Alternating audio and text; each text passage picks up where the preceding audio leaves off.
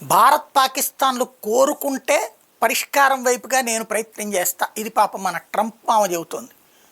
ఒకప్పుడు పాప నరేంద్ర మోడీ పక్కన కూర్చుని భారతదేశం కోరతే నేను కాశ్మీర్ సమస్య పరిష్కారానికి మధ్యవర్తిత్వం వహిస్తానంటే అవసరం లేదు అని నిర్మోహమాటంగా మొహానే చెప్పాడు నరేంద్ర మోడీ.